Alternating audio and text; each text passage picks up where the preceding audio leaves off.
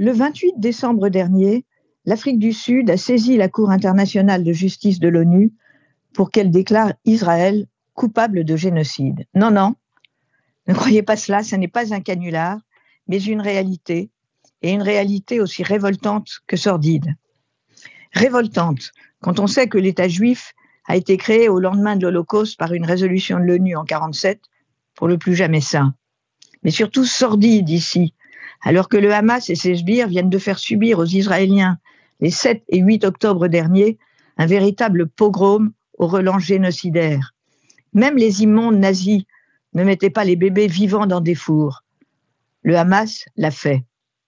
Et pourquoi cette haine de l'État juif? Pourquoi lui dénier le droit légitime de se défendre, reconnu par l'article 51 de la Charte des Nations Unies? Pourquoi surtout cette action en justice d'un pays qui n'est pas en conflit avec Israël, alors que les pays arabes hostiles à Israël, et il y en a quelques-uns, n'ont pas cru devoir, eux, saisir la justice internationale? J'ai toujours pensé qu'il y avait une explication rationnelle à tout. Et là, je dois dire qu'elle n'est pas trop difficile à déceler. Et elle est triple.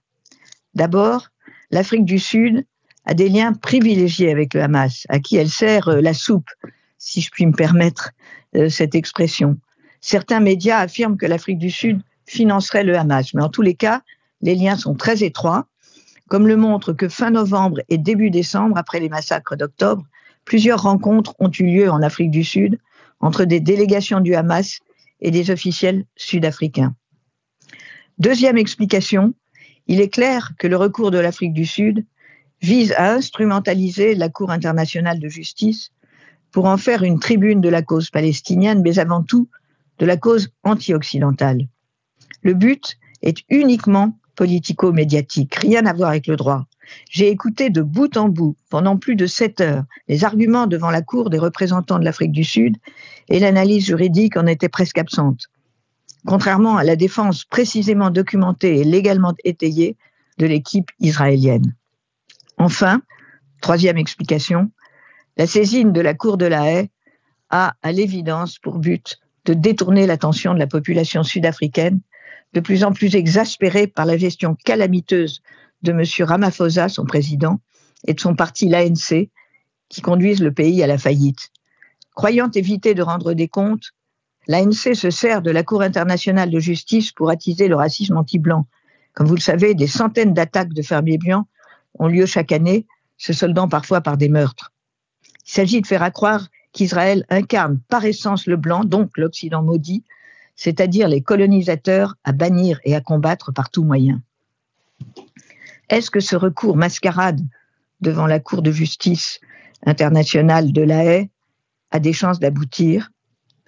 Si la Cour juge en droit, certainement pas. Politiquement parlant, ce recours peut-il servir de cache-misère à la situation dramatique que connaît l'Afrique du Sud depuis une dizaine d'années?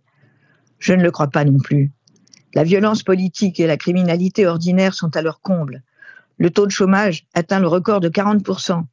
L'activité économique est en berne alors que le pays regorge de matières premières.